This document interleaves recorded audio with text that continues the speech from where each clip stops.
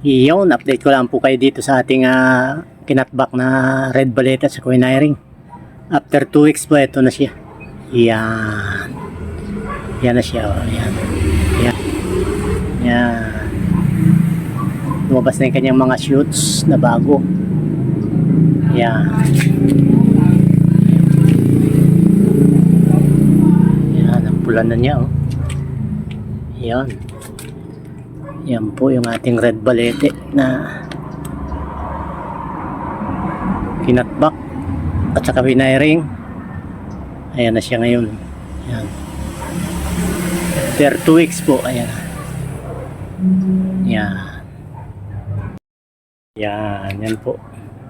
Dito po yan sa ibabaw. Ayan. Yan. Yan ang after 2 weeks. Yan. After 2 weeks na. Ayan na. Namumula na.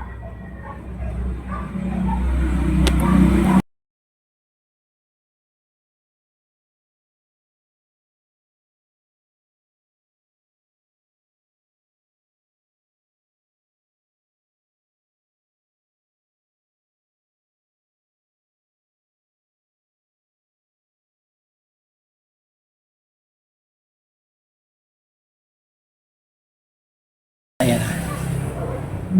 Yan. Okay po. Salamat po. So, ano po muna tayo? DIY po muna tayo. Ayan. Ito na. Yung 2 frame na huli. Ayan. Lalagyan pa ng divider yan sa gitna. Para mas matibay po yun. Mas hindi man umuuga.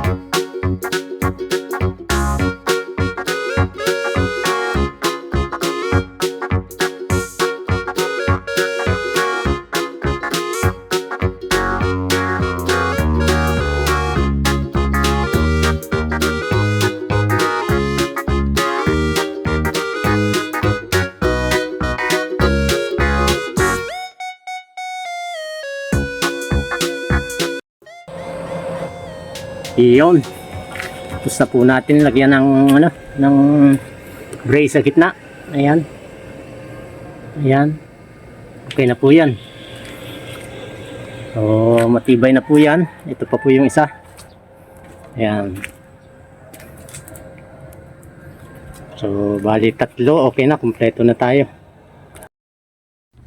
Iyon. Tapos na po tayo mag-fabricate. Ay, natapos din po natin yung 3 natitira. Bali dito sa side na natitira, dito sa yung update ko sa inyo ng mga nakaraang video ko, yung steel matting fence na wala pang Tapos na po tayong mag-fabricate. Katatapos ko lang po mag-welding. Ayan po. Ito, katatapos lang po. Ando po yung 2. Dahil umuulan pa. Pasilong-silong po ako, gawa ng umuulan wala po akong bubong dito kaya medyo paputol-putol yung aking pag-welding. Ayan po, ayan, katatapos lang po natin. Bali ayan, ayan po yung panghuli. Yung 2 po tapos na doon, nandun sa sinilong ko dahil umuulan po dito bigla So bali ito, pintura na lang ang kailangan dito. Nagpipintura na tayo doon sa isa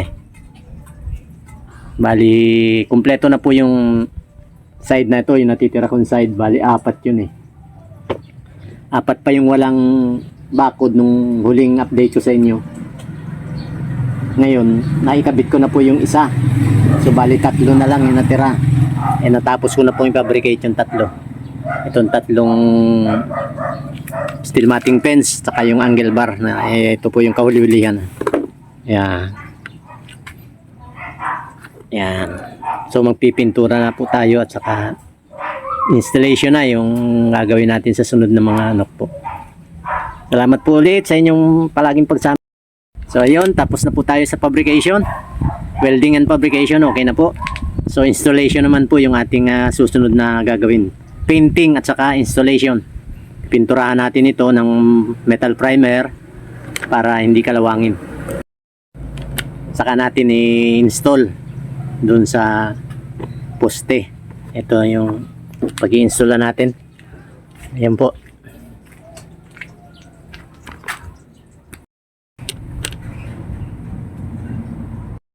So ayun po, ayan, matibay talaga itong ating maliit na welding machine.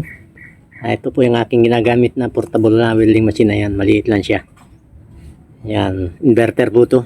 Kaya hindi masyadong malakas sa kuryente. So ayun po, maraming salamat po sa inyong pagsama sa fabrication, saka welding at fabrication itong ating metal steel matting fence. Pasensya na po kayo at maingat, dumadaan yung mga motor at saka tricycle dito sa sakyan. Sa tabing kalsada po yung gate ko. So sa mga viewers, mga subscriber ko, shout out po sa inyong lahat. Mag-iingat po tayo. Salamat po sa inyong palaging pagsama, pagtsatsaga dito sa maliit kong channel. Mag-iingat po tayo palagi. God bless po sa ating lahat. At abangan nyo po yung pag-installation ko nito. Painting at saka installation. God bless po sa inyo lahat. Maraming salamat po. Paalam po muna. Abangan na lang po ninyo yung installation. Painting tapos installation nito sa susunod na video ko. Okay po.